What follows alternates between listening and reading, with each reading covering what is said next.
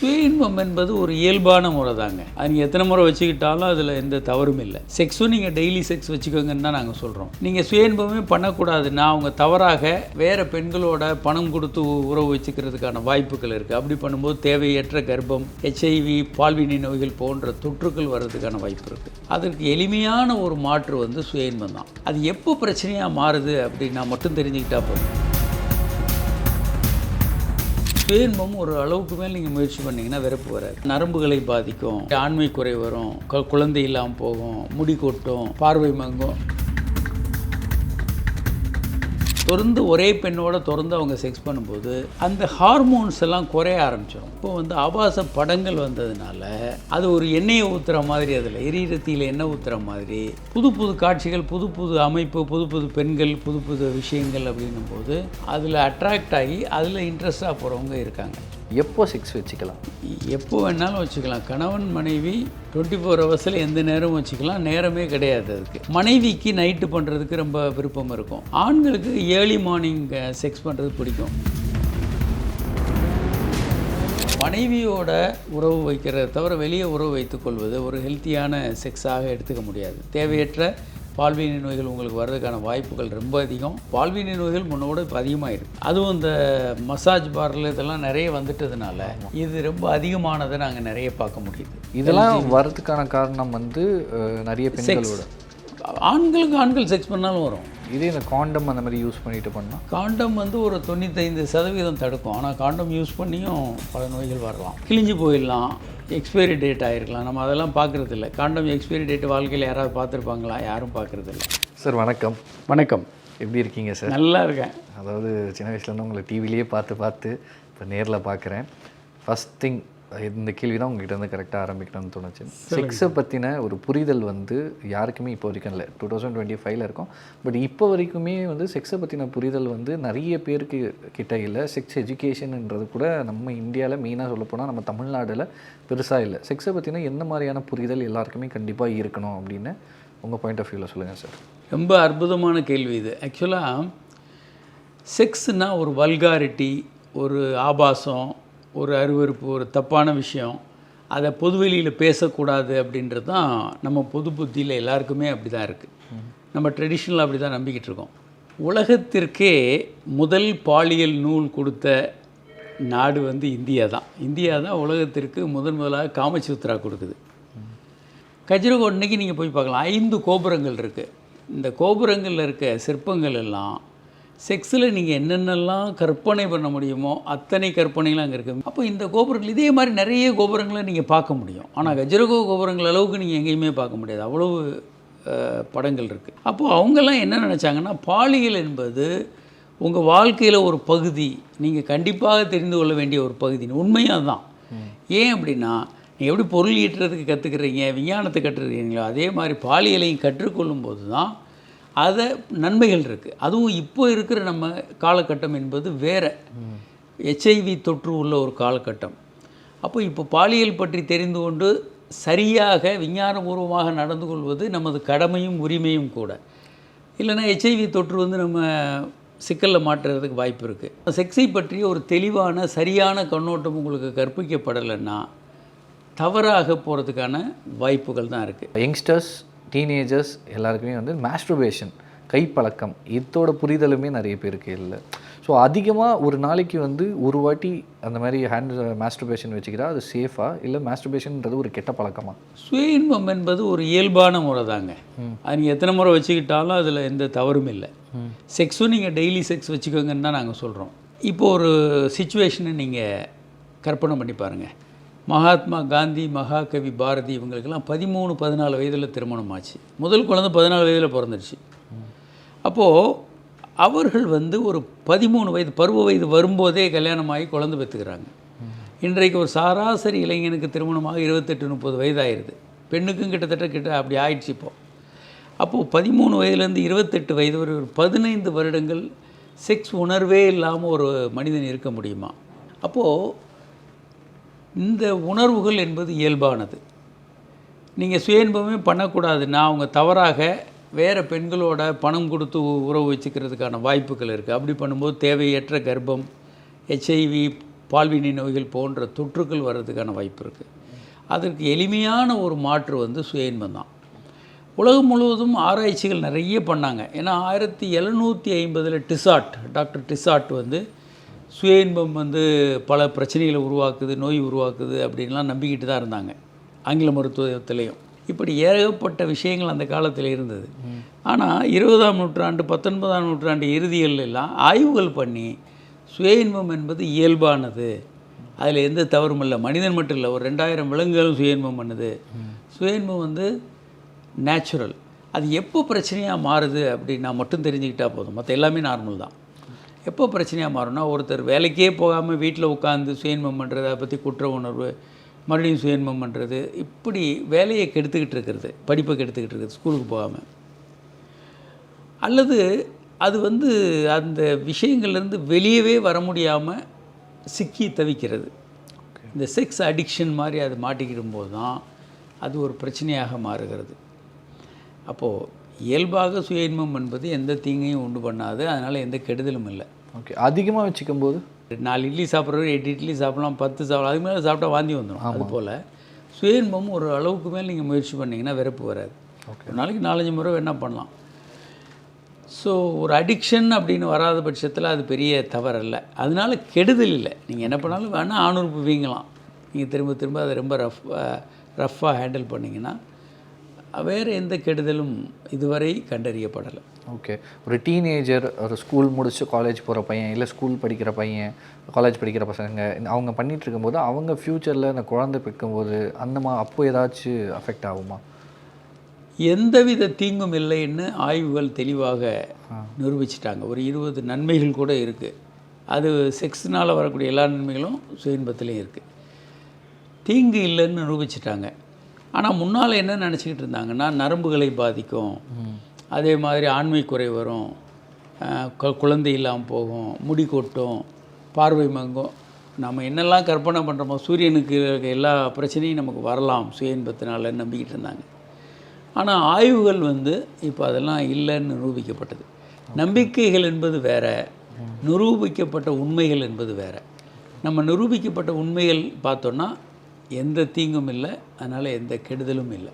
Okay. அதனால் இந்த குழந்தை பிக்கிறதுக்கெலாம் அப்போல்லாம் எந்த ஒரு எந்த தீங்கும் வராது. ஓகே. இது அடிக்ஷனாக ஆகும்போது, மாஸ்டர்பேஷன்ன்றது அடிக்ஷனாக ஆகும்போது ஒரு சில பேருக்கு எப்படின்னா, கல்யாணம் ஆனதுக்கப்புறமா செக்ஸை விட அதில் தான் இன்ட்ரெஸ்ட் அதிகமாக இருக்குது.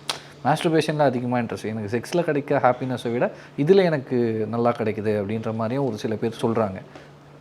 அது உண்மைதான். அதாவது என்னென்னாங்க, செக்ஸ் வந்து மனைவி புதுசாக கல்யாணம் பண்ணியிருக்கும்போது செக்ஸ் ஆர்வம் ரொம்ப அதிகமாக இருக்கும். செக்ஸ் அவங்க நல்லா பண்ணிக்கிட்டு இருப்பாங்க. ஆனால் தொடர்ந்து ஒரே பெண்ணோட தொடர்ந்து அவங்க செக்ஸ் பண்ணும்போது அந்த ஹார்மோன்ஸ் எல்லாம் குறைய ஆரம்பிச்சிடும். இபிஏன்னு ஒரு ஹார்மோன் இருக்குது, பிஇஏ, பினைல் எத்திலமைன். இது வந்து நீங்கள் அந்த புதிய ஒரு பெண்ணோடு இருக்கும்போது ரொம்ப உச்சகட்டத்துக்கு போகும், அதான் ரொம்ப ஈர்க்கும். இது குரங்குகளெல்லாம் நிரூபிச்சிருக்காங்க, பல்வேறு ஆய்வுகளையும் நிரூபிச்சிருக்காங்க. அது வந்து நீங்கள் தொடர்ந்து ஒன்றா வருஷக்கணக்கில் வாழும்போது அந்த பிணையிலை திலமைன்னு குறைஞ்சிக்கிட்டே இருக்கும். அதான் லவ் ஹார்மோன். அது அட்ராக்ஷனும் குறையும், பல விஷயங்கள் குறையும், எப்படி போகும். சுய இன்பமும் நீங்கள் தனியாக பண்ணிக்கிட்டு இருந்தீங்கன்னா கொஞ்சம் ஃப்ரீக்குவென்சி குறையும். இப்போ வந்து ஆபாச படங்கள் வந்ததுனால அது ஒரு எண்ணெயை ஊற்றுற மாதிரி, அதில் எரியிறத்தியில் எண்ணெய் ஊற்றுற மாதிரி அந்த படங்கள் புதுசாக நீங்கள் பார்க்குறீங்க. புது காட்சிகள், புது அமைப்பு, புது பெண்கள், புது விஷயங்கள் அப்படின்னும்போது அதில் அட்ராக்ட் ஆகி அதில் இன்ட்ரெஸ்டாக போகிறவங்க இருக்காங்க. சுய இன்பம் மனைவியோடு செக்ஸ் பண்ணிக்கிட்டு மனைவி விரும்பாத நேரங்களில் நீங்கள் சுய இன்பம் பண்ணிங்கன்னா பிரச்சனை இல்லை. ஆனால் மனைவியை பட்டினி போட்டுட்டு நீங்கள் சுய இன்பம் பண்ணிக்கிட்டு இருந்தீங்கன்னா அது குடும்பத்தில் பல்வேறு பிரச்சனைகளை கொண்டு வரும். இது ஏன் அப்படின்னா அதுக்கு ஒரு காரணம் இருக்குது. இப்போ நீங்கள் வரலாறு முழுவதும் திரைப்படங்கள் ஒரே ஸ்டோரி தான், காதல் கதைகள் தான். ஆனால் ஒவ்வொரு திரைப்படம் வரும்போதும் இவங்க ஒரே பேட்டர்ன் தான், வில்லனை ஜெயிச்சுட்டு கதாநாயகனுக்கு இப்போ ஜெயிக்கிறார், ஒரே படம் தான். ஆனால் புது படம் வரும்போது ஏன் முண்டி அடிச்சுட்டு போய் பார்க்குறாங்க, காட்சிகள், கதை அமைப்புகள் கொஞ்சம் மாற்றி எடுக்கிறாங்க. ஆபாச படங்கள்லையும் புது படங்கள் பார்க்கும்போது அதே கவர்ச்சி நமக்கு இருக்குது. புது படங்கள் அந்த பிணையிலத்தில் அமைன் ரொம்ப ஹையாக போகும், ஈர்ப்பு இருக்கும் நம்ம புது படங்கள் மீது.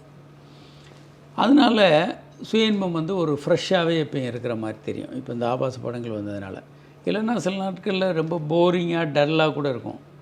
புது ஆபாச படத்தை பார்த்துட்டு நீங்கள் சுய இன்பம் பண்ணும்போது இன்னும் ஒரு பீக்காக ஒரு ப்ளஷர், ஒரு தூண்டுதல் அதிகமாக இருக்கிறதுக்கு வாய்ப்பு இருக்குது. ஓகே. அடுத்தது வந்து இந்த ஒரு கேள்விக்கான பதில் வந்து இது ரொம்ப சிம்பிளாக, கேள்வியே ரொம்ப சிம்பிளாக இருக்கலாம், பட் அதுக்கு பின்னாடி நிறைய பதில் இருக்குது அப்படின்னு நிறைய பேர் சொல்கிறாங்க. எப்போ செக்ஸ் வச்சுக்கலாம்?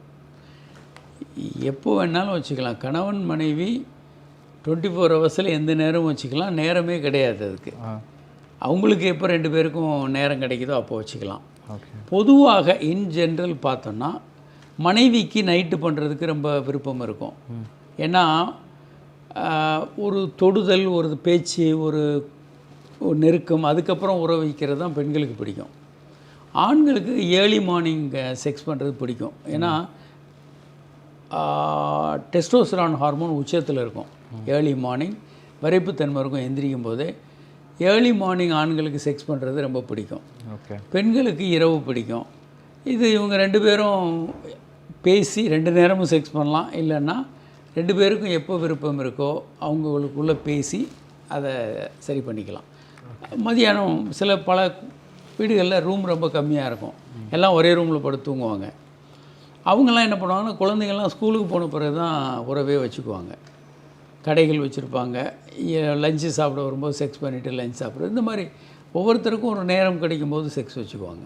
ஒரு சில ஆண்களுக்கு வந்து ஒரே டைமில் 2 பேர் கூட இருக்கணும், இல்லை 3 பேர் கூட இருக்கணும் அப்படின்ற மாதிரியான ஆசைகள்லாம் இருக்கும். இது வந்து பொதுவாக இந்த விலை மாதரோட தொடர்புள்ளவர்கள் இப்படியெல்லாம் பண்ண வாய்ப்பு இருக்குது. அல்லது சாதாரண குடும்பங்களில் இந்த மாதிரி வாய்ப்புகள் மிக மிக மிக குறைவு. பட் அது ஒரு ஹெல்த்தி செக்ஸில் வருமா?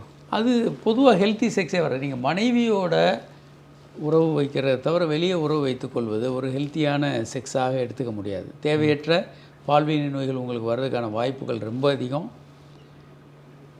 தேவையற்ற கர்ப்பம் வரலாம்.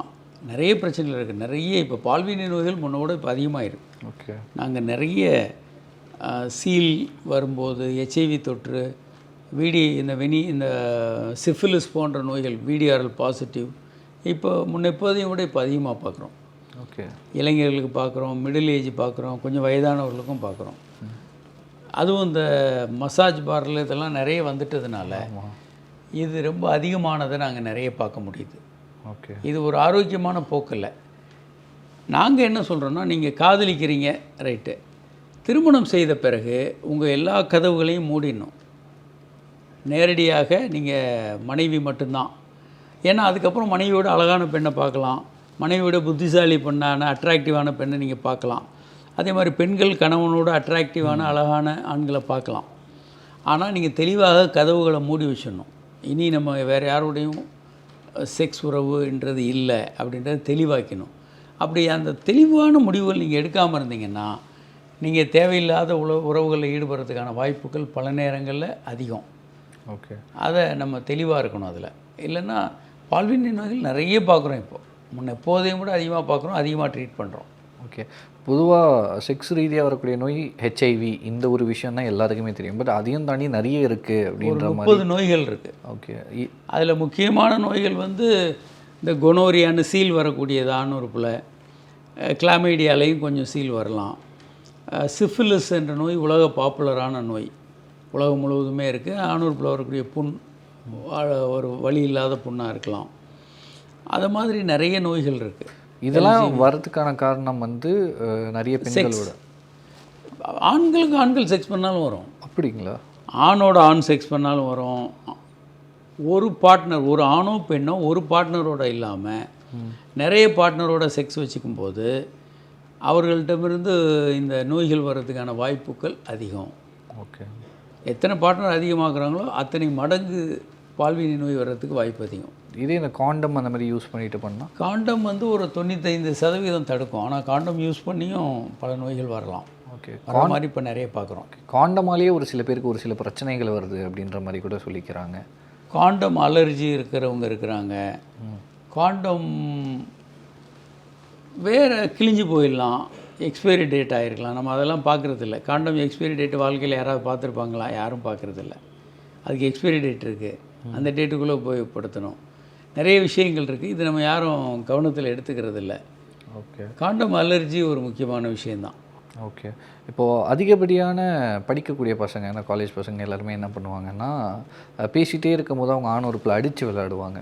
இதனால் எந்த மாதிரியான பாதிப்புகள் ஆகும்? பொதுவாக அந்த மாதிரி எதுவும் பண்ணக்கூடாதுங்க. அதெல்லாம் தவறு முதல்ல. அப்படி பண்ணுறது நல்லதில்லை. சில நேரங்களில் விரையில் சுரீர்னு வலி வரும். ரொம்ப வேகமாக விரையில் அடித்து சில நேரங்களில் வேகஸ் நர்வ் வந்து நேரடியாக ஹார்ட்டோட தொடர்பு இருக்குது, விரையோட தொடர்பு இருக்குது. நேர வேகமாக விரையில் அடிபட்டால் அது ஹார்ட் கூட நின்று போயிடலாம். இது ரொம்ப ரொம்ப அக்கேஷனலாக கோடியில் ஒருத்தருக்கு நடக்கலாம். ஆனால் அப்படி நடக்க வாய்ப்பு இருக்குது. வேகஸ் நர்வ் வந்து பிரெயின் அந்த ஹார்ட்டையும் டெஸ்டஸையுமே கனெக்ட் பண்ணக்கூடியது. அதனால் அந்த மாதிரியான விளையாட்டுக்கள்லாம் தேவையே இல்லை. விந்து போய் அடிக்கிறது இல்லை ஆணுறுப்பு அடிக்கிறதுன்றதெல்லாம் நல்லதில்லை. சில நேரங்களில் அடி பலமாக இருந்தால் பைரோனி டிசீஸ் போல் ஆணுறுப்பில் வரலாம், விந்து பை வீங்கலாம், இரத்த கசிவு வரலாம், நிறைய குழப்பங்கள் வரலாம். பொதுவாக அது ஏற்புடையதல்ல. ஓகே. அதே மாதிரி மார்பை கூட அமுக்கி அந்த மாதிரி கூட விளையாடுவாங்க. அதனால் ஏதாச்சும் மார்பு பெருசாக்குறதோ இந்த மாதிரியான விஷயங்கள் ஆகுமா? இல்லை, இது எப்படின்னா மார்புகள் வந்து இயல்பாக சில குழந்தைகளுக்கு 100ல் ஒரு 2 பேர் 3 பேருக்கு வந்து மார்பகங்கள் பெருசாக இருக்கும். அது வந்து ஒரு 13 வயதில் அப்படி ஆகும். அந்த ஹார்மோன்களில் ஏற்படுற மாற்றங்களால் கைனகோமாஷியா அப்படின்னு மார்பகங்கள் பெரிதாகும். இது கூட இருக்க நண்பர்கள் அவங்களுக்கு ஒரு மெச்சூரிட்டி இல்லாதனால அது விளையாட்டாக நினச்சிக்கிட்டு மார்பகங்களை அழுத்துறது அதுன்னு ஏதாவது பண்ணலாம். அதெல்லாம் சரியல்ல அப்படின்றதான். ஏன்னா அவங்களுக்கும் விவரம் தெரியாது. அது பயங்கரமான குற்ற உணர்வையும் கடுமையான மன வலியையும் ஆண்களுக்கு ஏற்படுத்தும். அவற்றை முற்றிலும் தவிர்ப்பது தான் நல்லது.